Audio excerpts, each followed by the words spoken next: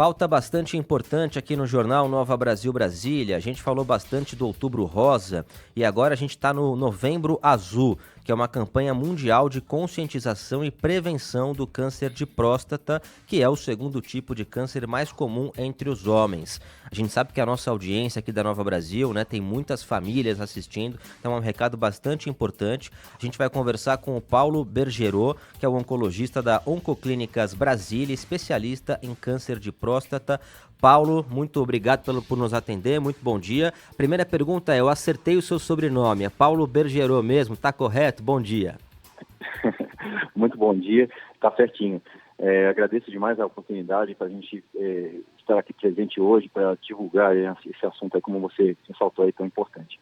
É um assunto muito importante sim, doutor, né? Queria então começar a nossa conversa aqui falando sobre o avanço da medicina. Para a gente começar olhando um lado positivo, né, dentro desse cenário, hoje é possível a gente fazer identificação e fazer vários trabalhos de prevenção também com muito mais qualidade na comparação com o que a gente tinha décadas atrás, né? Sem dúvida. O câncer de próstata, como você bem destacou agora, no começo da sua fala, e eu reitero aqui, é o segundo tipo de câncer mais comum nos homens, perdendo apenas para câncer de pele, não melanoma, né? Ou seja, que é um câncer que tende a ser um pouco mais brando. Ou seja, o câncer de próstata, de fato, é um problema para a saúde masculina absolutamente significativo, né?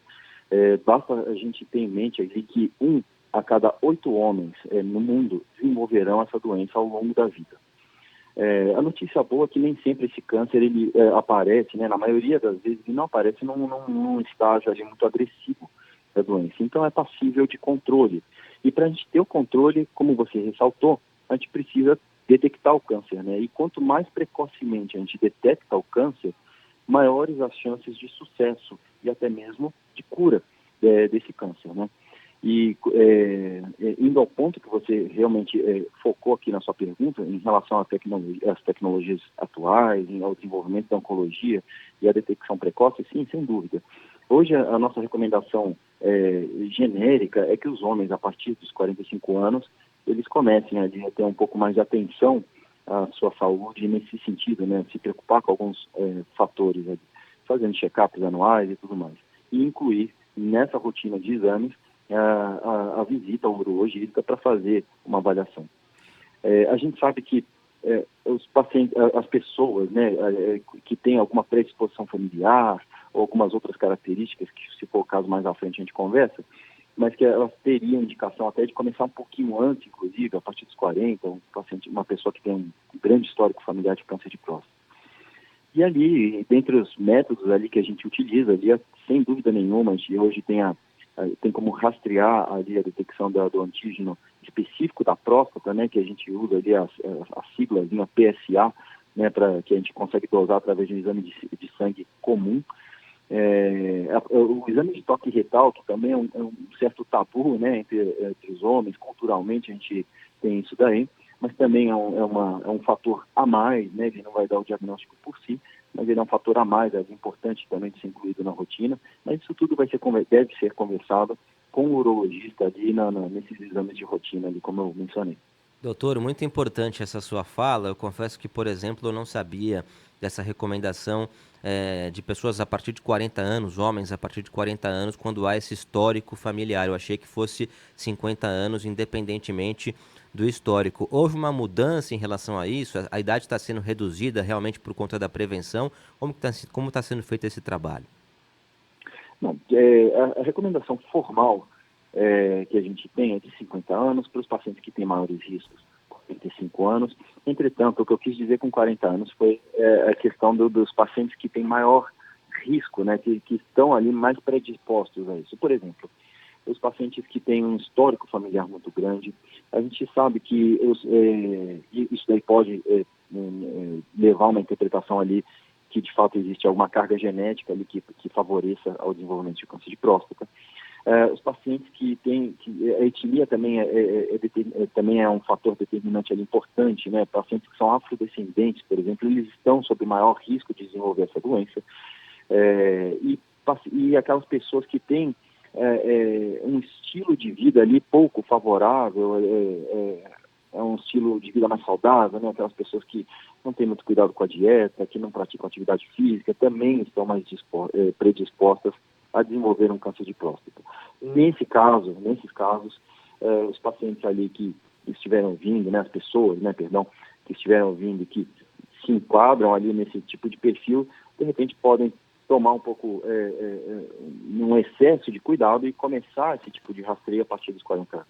E, obviamente, independentemente da idade, aqueles pacientes que comecem a manifestar algum tipo de sintoma urinário também devem fazer um rastreio, não especificamente para o câncer de próstata, mas para alterações urinárias, e ali, realmente, dependendo da idade, vai ser considerado ali essa avaliação do câncer de próstata. Então, um dos sintomas é exatamente assim, uma modificação ali na rotina em que a pessoa vai ao banheiro. Esse pode ser considerado um dos sintomas, e quais outros que a gente pode citar aqui? Sim, o principal sintoma são alterações urinárias, né?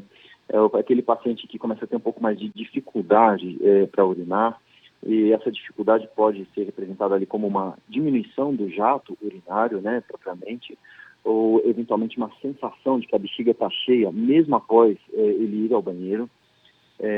Outro sintoma ali que também frequentemente está relacionado é a questão do sangramento, né, pequenos sangramentos ali pela uretra, né, ali quando durante a micção, ou então até mesmo no sêmen, ali uma rajada de sangue, né, uns sinaizinhos ali de sangramento. Isso daí são sinais ali que são merecedores ali de maior atenção, né? Mas eu vou lembrar aqui que o grande ponto do câncer de próstata não são sintomas, né?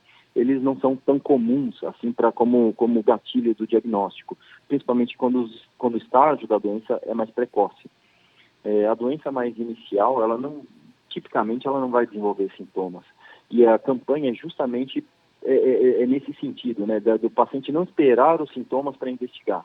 É investigar mesmo sem sintomas, e daí a recomendação da pessoa fazer uma autoanálise do estilo de vida e das características que eventualmente colocam essa pessoa sob maior risco de câncer de próstata, e às vezes até adiantar um pouco mais do que a recomendação formal, né, de 45 a 50 anos, né, no intuito de fazer esse rastreio para uma eventual aí, doença, como câncer de próstata. Excelente fala sua, doutora. Para a gente continuar aqui, você citou a importância dos hábitos, né?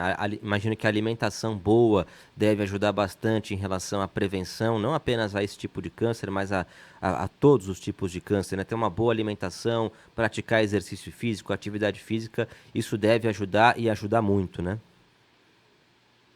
Sem dúvida nenhuma. Em relação à alimentação, tem muitos estudos hoje correlacionando ali tipos de dietas, modelos de dietas, e, na verdade, assim, não existe uma recomendação formal ali da dieta X ou da dieta Y ser mais ou menos saudável, né? Na verdade, independentemente dos hábitos alimentares de cada paciente, sempre é possível uma adaptação daqueles hábitos que culturalmente, historicamente ou pessoalmente existe ali uma preferência. A gente sempre consegue adaptar a dieta para um estilo mais saudável, né? Incorporando mais vegetais, obviamente, mais elementos que tenham ali efeito antioxidante, que sejam, enfim, mais ricos em componentes anti-inflamatórios. Tudo isso daí acaba ajudando bastante a reduzir a chance do desenvolvimento de um câncer. E em relação à atividade física, especificamente relacionada ao câncer de próstata, ela é vastamente estudada.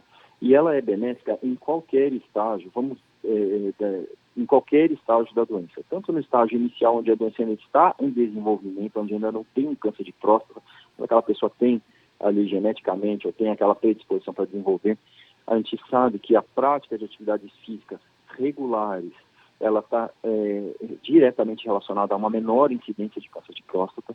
E para aqueles pacientes que já tiveram diagnóstico, seja com uma doença inicial ou aquele paciente com uma doença mais avançada, a gente tem estudos ali mostrando claro benefícios da prática de atividades físicas para esses pacientes. Inclusive para os pacientes que estão durante tratamento, seja tratamento com radioterapia, quimioterapia ou hormonioterapia, a gente tem dados hoje que demonstram ali que esses pacientes têm desfechos clínicos muito melhores quando praticam atividade física do que comparado com aqueles que não praticam. Tá certo, a gente conversou com o Dr. Paulo Bergerot, oncologista da Oncoclínicas Brasília, especialista em câncer de próstata. Doutor, muito obrigado pela atenção aqui com a Nova Brasil. Até a próxima e um bom dia para o senhor. Um ótimo dia, agradeço a oportunidade. 7h49.